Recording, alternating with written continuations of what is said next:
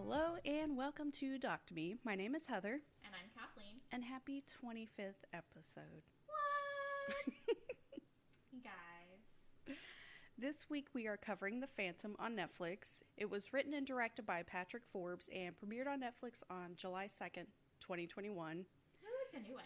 Just from the description of this film alone, I knew I would end up being angry by the end of it. Oh, so yeah. let's just go ahead and jump right in. It hit all those. So right away, it starts off fucking horrific. This poor woman is on the phone with 911 reporting a man with a knife. And as she's on the phone with 911, she's trying to give a description of the man without being too obvious because he's clearly right there. And in the middle of it, she begins to just absolutely scream. So clearly she's being attacked. Yeah, it was pretty... it was hard to hear. I always wanted to be a 911 operator, but then you hear stories like this happening, and I don't think I could handle listening to something like that. I could never do that because I panic over, like, everything. Like, my kid gets their arm stuck in something, and I'm like, oh my god, someone call 911! I'm just very controlling, so hearing something like that and not being able to do anything, like, to stop it, just, I couldn't. I do not do well under pressure in those kinds of situations. I work well under lots of, like, workload pressure, but not with, like, danger. It's rough. I'd be like, oh, you have your arm stuck in the crib? All right, we're going to saw it off. But then if I see a kid fall, I laugh. That's Same. where I'm at. Same. I mean, that's karma. They deserved it. So, Corpus Christi, Texas, February 4th, 1983. They don't really mention time of day. No, yeah, it was kind of like, it made it seem like it was at night. Just based I on, looked like, it up. I will tell you at the end, there is a whole website dedicated to this. I spent an entire day looking through documents and audio and pictures. It's intense. I mean, I will say that I watched this twice and I cried both times, so. I didn't cry at all. What does that say about me? I'm just an overly emotional person, okay? And I was on my period, damn it. So I found a police report that lists the incident at 8:09. So it's around 8 o'clock p.m. Just not as late as you would think it would be for, like, I think a gas station stabbing. But that time is kind of important to know because if it was like 2 in the morning, I'd be like, yeah, there's not going to be any witnesses. But 8 o'clock at night, you're going to have some eyewitnesses. Yeah. And it's not too late to where they're going to be drunk and you can't trust. Because if you're going to a gas station that late at night. To be fair, though. Corpus Christi. That is true. For people who do not know, it is a rough part of Texas. I will never go there. Mm-mm. So. Especially will not go there by myself. Yeah, that kind of says a lot. And in the 80s, like... Oof, fuck no. No. No. Like the guy even said, it was a little bit of like a Wild Wild West kind of situation back then. And right away, they're just throwing witnesses at us. Just boom, boom, boom. Officer Mark Shower is responding to aggravated assault at a Shamrock gas station. A Hispanic man with a knife. Kevin Baker is at a gas station getting gas and sees the suspect and approaches him. His statement is the guy tells him to back off. He has a gun and takes off towards his right. Doesn't say if he actually saw a gun. But also, like... And if it was his right or the store's right. If you have a gun. That's... But he doesn't... He didn't see the stabbing. He thought they were just wrestling. And he said at first he thought it was a boyfriend-girlfriend wrestling, and then he realized, oh no, this is more serious. Do boyfriend and girlfriends wrestle? I don't know. At work? At work. Also, is Shamrock still even around? Like... I feel like they are. I haven't seen one since like the 90s, I don't think. I thought our hometown had one, but maybe I don't know. At one point. I think it did at one point. I don't think it's there anymore. We'll look it up later. So yeah, he doesn't say if he ran his right or the store's right, or I'll assume his right. Julie Arsuega says she saw the suspect flee towards a field. He was 5'9", 5'10", with dark pants and a white unbuttoned shirt.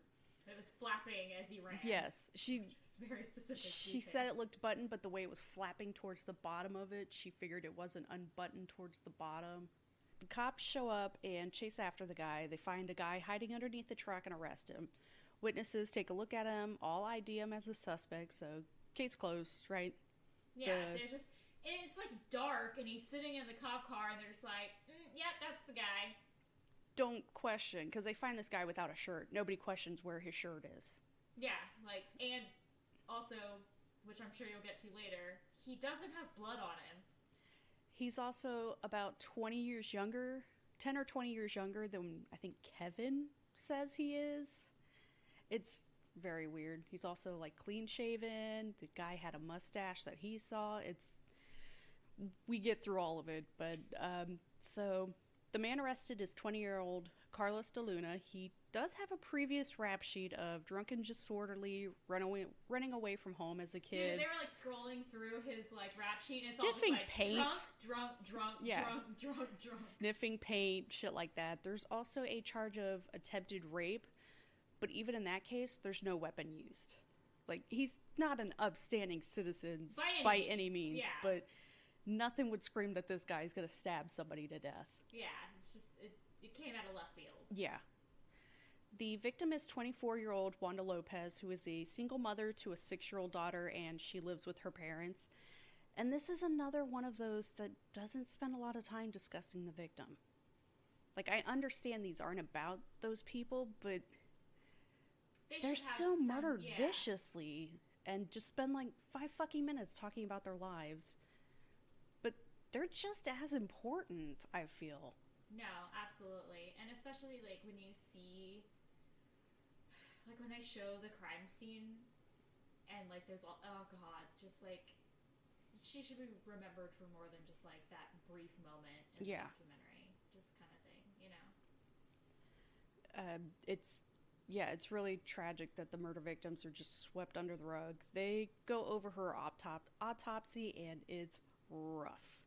Also, is that guy still practicing? Because, like, he looks to be, like, 120.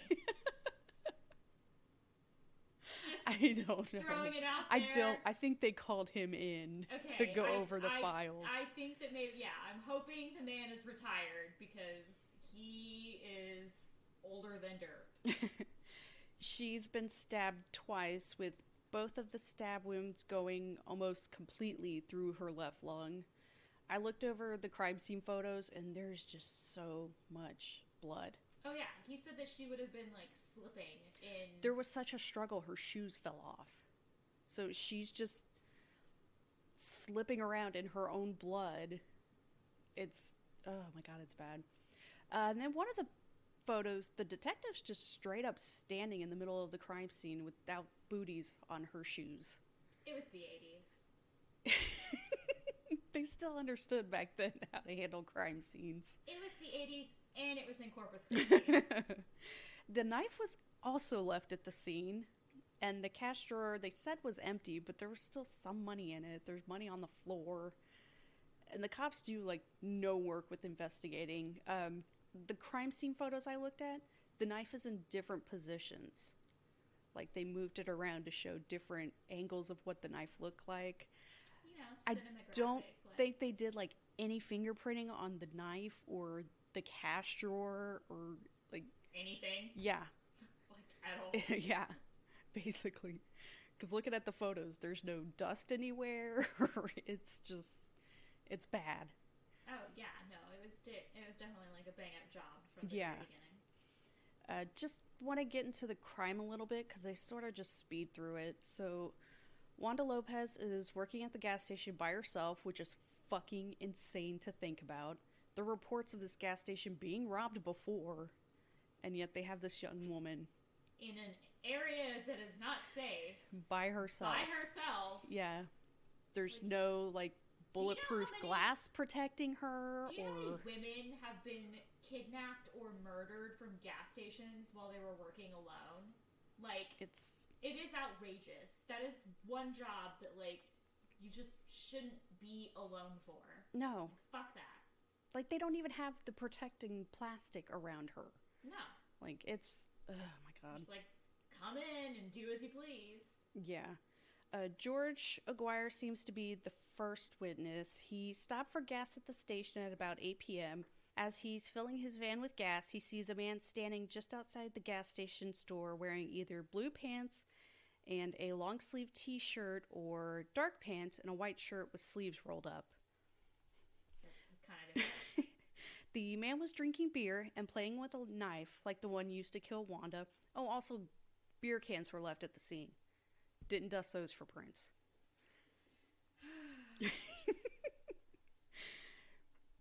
So, yeah, he's nervous about the guy, so he's watching him closely. The man approaches him and asks for a ride to a local bar and offers to pay for the ride and shows George his black wallet containing a few bills inside.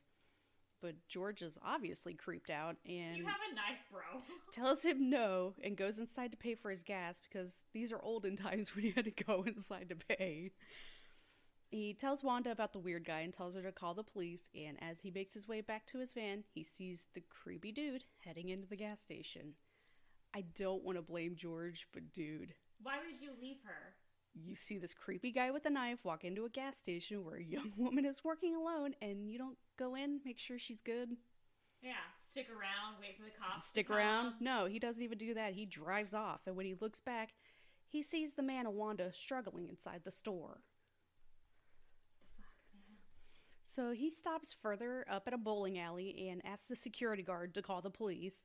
He returns to the gas station about the same time the police arrive, and he IDs Carlos as the guy he saw with the knife.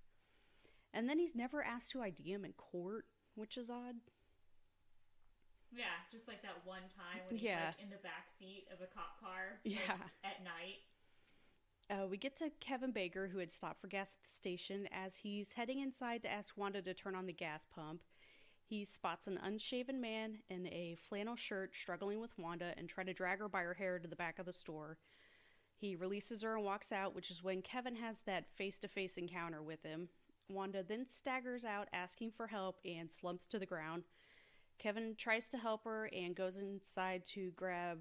I've seen paper towels and I've also seen like windshield towels you use, like those blue, I assume, to staunch the bleeding until help arrives. The two more eyewitnesses are John and Julie Arsuaga.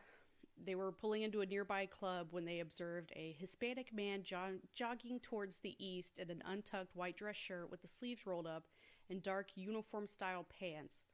So there's lots of different kind of descriptions because, of course, eyewitnesses' accounts are usually scattered. Oh, yeah. Like, they're all going to be varying. But they all agree it's this guy who doesn't even have blood anywhere on him. And the cops think it's fine because... It was a vicious stabbing. There was blood everywhere. The cops think it's fine because the way he was dragging Wanda away, of course he doesn't have any blood on him. But, like, the crime scene shows that it seemed like he had asked for cigarettes, and when she placed him on the counter, he might have grabbed her and stabbed her. But, like, it looks like he stabbed her over the counter. So I don't know how he wouldn't have gotten any blood. No, I mean, just... Especially stabbing twice. Like, yeah, like, there would have, at the very least, have been blood on his hand. Especially, and then he's, like, wrestling around with her. Yeah, no. There was blood everywhere. There's no way this man didn't get blood on him. And then, like, the court stuff, the prosecutor's like, would I have liked him to be covered in blood? Yeah, but it would have been overkill. Like, what the fuck are you talking about? She's slipping in her own blood, and yet this guy doesn't get a drop on him. Yeah, no. So, during his trial, which seemed to happen really quickly, the murder happens in February, and in July they have the trial. Very speedy. Yeah. Very efficient.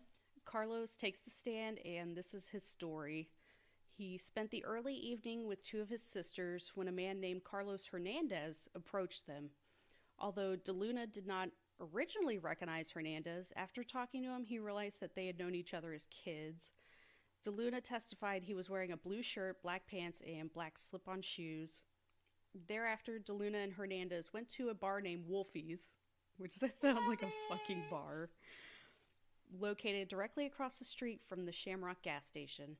Hernandez says he was going over to the Shamrock to buy something, so DeLuna ordered a beer at Wolfie's and waited. DeLuna began wondering why Hernandez was taking so long, so he stepped outside Wolfie's to see what was going on. DeLuna could see across the street and into the Shamrock and observed Hernandez attacking Lopez. Worried that people might say he was involved with Hernandez, DeLuna started walking away. When DeLuna heard sirens, he started running. He testified that his shirt was ripped clean from his body while climbing over a fence, and the rolled up bundle of bills in his pocket was from 2 recent paychecks. And they do have proof that he cashed in those paychecks. So any money they find on him isn't from robbing a store. Bullshit. July 20th, 1983, Carlos is found guilty and given the death penalty. Because it was this a state murder fucking loves death penalty. committed in the act of a robbery. Yes. All of his appeals are denied, even though there are some questions. And on December 7th, 1989, at the age of 27, which even that seems really quick, Oh, yeah. he's put to death by lethal injection. I cried when the chaplain said that he asked if it would be okay for him to call him Daddy. Yeah. Because he never really had a father figure. And it broke my heart. Yeah. So, I'm gonna go on a little rant here. I fucking hate the death penalty. I don't understand why we still have it. It costs way too much to kill someone, and then there's always the slight chance, like in this case probably, that some of those people you put to death might be innocent. Even one wrongly killed person is too many. I don't understand how state-sanctioned murder is any different. Except we're paying for that person to be put to death. I don't trust the government to put forth all the evidence, all the cops not to lie, or even defense attorneys just not doing their fucking job. Oh, exactly. Let's not even get into botched executions, which are absolutely awful. Like, didn't we just have one like a week or 2 ago? I think it was Oklahoma or something. Yeah. Like, I hate living in this state. We can't have abortions, but we can just kill people. Yeah. It's amazing. It's a wonderful place to live. We can't even have electricity through the winter. Like, it's insane. Can't keep the power grid going, but let's go ahead and... We can get flights to Cancun. Now, after this, years later, starting in 2006, 2 reports come out from the Chicago Tribune and Columbia Human Rights Law Review that focus on a Carlos Hernandez. Despite everybody involved with the DeLuna trial saying this dude doesn't exist. He's not real. And he's a phantom. Yeah. Never heard of him. The lead detective and the co-prosecutor are aware of this guy. They have history with him. Probably because he's been arrested a lot. For things that are a lot more likely to lead to stabbing a woman in a gas station. I looked over his arrest record and it's pretty rough. gruesome. Yeah, he's done some shitty shit. The Chicago Tribune and Columbia University teams discovered this dude really easily by just asking around the neighborhood. Everybody knows this guy. He's a career criminal with a history of assaulting women, robbing gas stations, and carrying knives. He's also been a suspect in the death of Dalia Salcida, who had been killed several years before. She was found strangled in her own van with a large X scratched into her back with a knife. Pictures of the crime scene, it looked like maybe it was a dull knife. Because, like, the scratch just looks like if you had just, like, dragged a knife. It doesn't really look like it might have broken the skin. Yeah. I just thought it was really weird why he would do that. Crazy. They found Hernandez's fingerprint on an empty beer can in the van, and yet the charges were dropped against him. And he would later be sentenced to 10 years in prison for the stabbing of another woman, Dina Ibanez. So I read somewhere, because they don't really go into it in this, that he stabbed her and was dragging her to the backyard to rape her, but her son scared him off. The fuck? It's really weird. Anyway, guess what she was stabbed with? A lock blade knife nearly identical to the one used to kill Wanda Lopez. He's constantly being arrested while in possession of a lock blade knife, while DeLuna is never found to have a knife when he's arrested. In fact, I read one arrest where Carlos Hernandez was in possession of 2 knives. He said he needed them for protection. Like, what do you need to do? I don't understand it. Obviously, in case he loses the first one. If somebody grabs that one, he has a backup one. It's fucking bonkers. And he's just going around proudly telling everybody that he killed a woman and this other dude is taking the rap for it.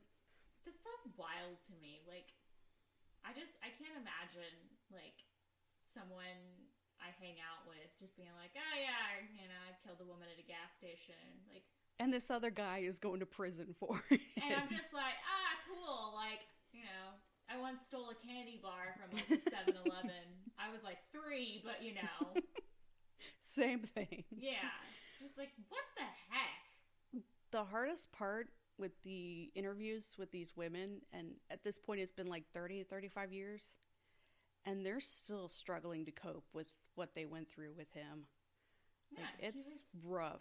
Deranged. Columbia University researchers showed early 1980 photos of Carlos DeLuna and Carlos Hernandez to numerous family members and acquaintances of the men, and many of these people were unable to correctly identify the two of them. I have a lineup I'd like you to look at. Is it a 6-pack? No. It's these 2 people, so you want to come over here and see if you could tell? Aw, man. Just a 2-pack? Can you figure out, like, who's who? Ah, shit. No, I really can't. So 1, 6, 7, 8 are all the same people. 2, 3, 4, 5. That's Carlos DeLuna. See, I knew that was Carlos, but like that and that are the same person. The fuck, man? He's like a chameleon. But like even this and this, those don't look the same. They really don't. I thought that was bonkers. Like, I had to look for the sheet to be like, wait, which one is who? That's a messed up 6-pack. Or should I say 8-pack? That's an 8-pack. So, yeah, it's great suspect. So, let's just get his take on the case. Well, he died of liver cirrhosis on May 6, 1999 in prison while serving time for the stabbing of Dina Ibanez. Which seems fitting. Since he liked to stab women.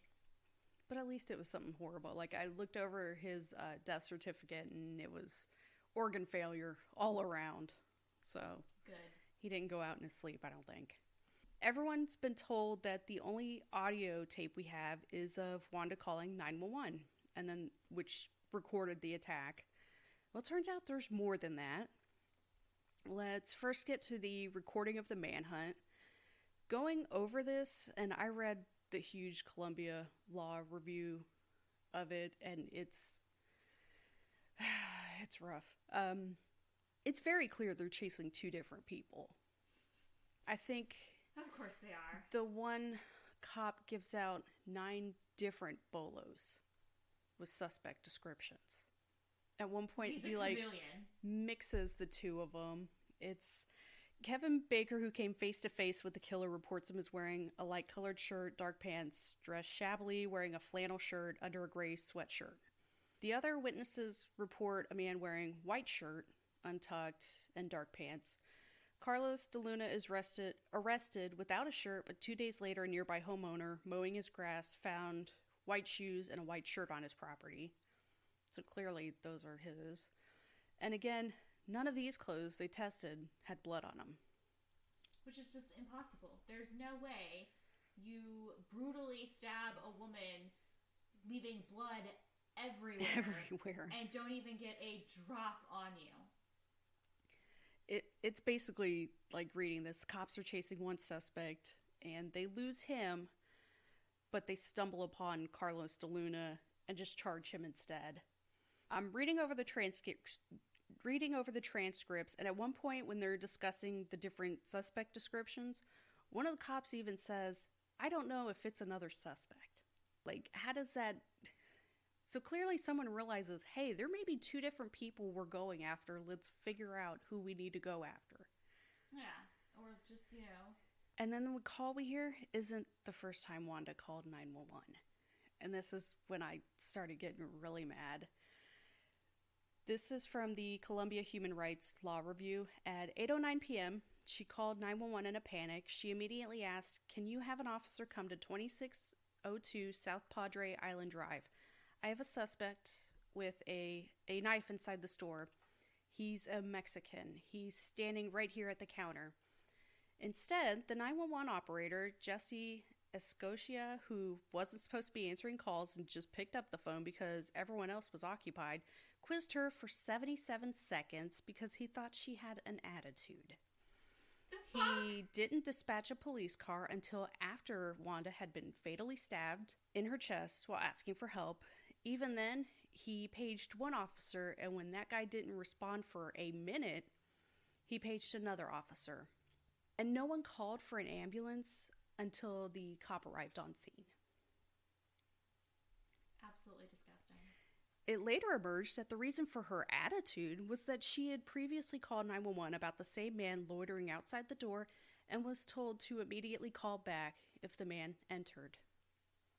By then it's too freaking late. If the regular 911 operator had answered, help would come right away and Wanda Lopez might not have been stabbed.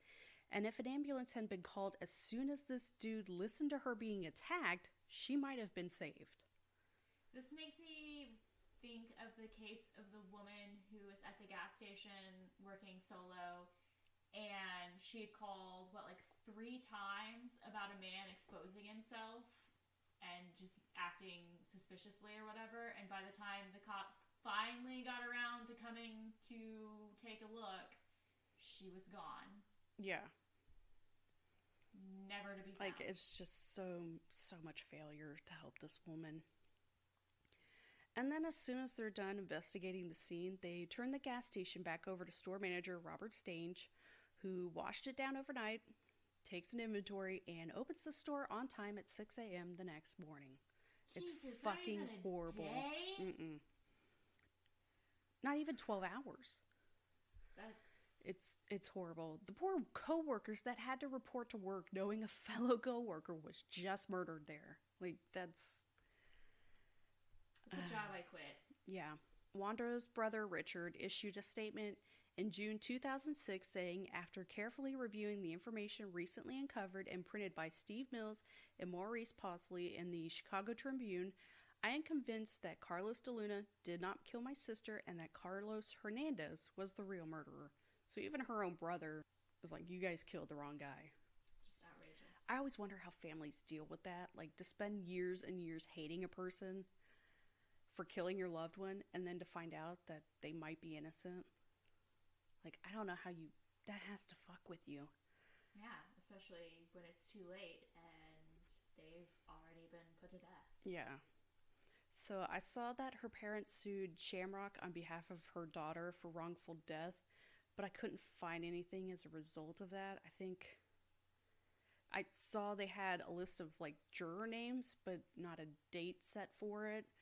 I feel like they could have sued the fucking 911 operators because they totally botched those calls. It's just insane. So, I hope they got millions. I don't think they got anything.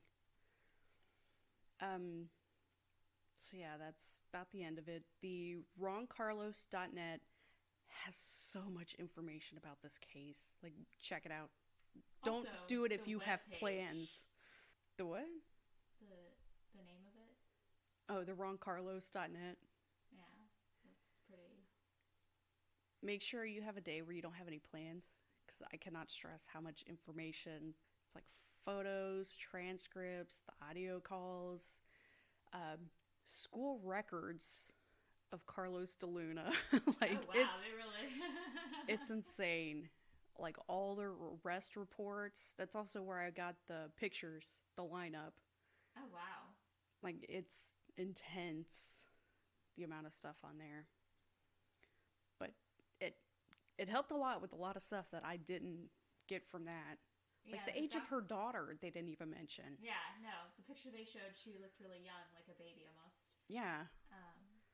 The documentary didn't obviously go into very much. No. But yeah, it was very informative. Like, it even gives a timeline for the day of, like, how long it took them for the manhunt. And, like, even Carlos de Luna's full day, like, everything he did that day. It was intense.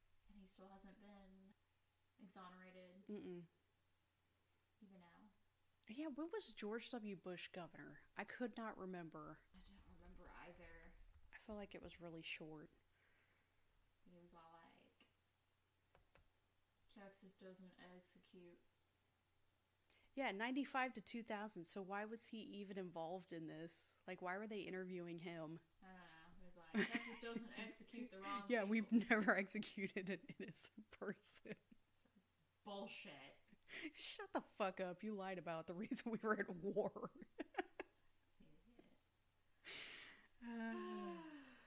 Yeah, it was... It makes you angry. It does indeed. I'm glad I watched it, though. Yeah, it was... I don't know. Every time I see things like that, it just gets my social injustice. So I don't know. It gets me, like, more hyped up for, like, you know, fucking politicians and just kind of thing. I don't know. And yet Casey Anthony and OJ are free. There is no justice in the world. I think that's going to do it. Bye! I'm sorry. Bye. Thank you for listening to Doc to Me. The opening music is by Twisterium. For comments or suggestions, we can be reached by email at doctomepod@gmail.com. Find us on Twitter at doctomepod and find a link to our Facebook group in the show notes. Thank you.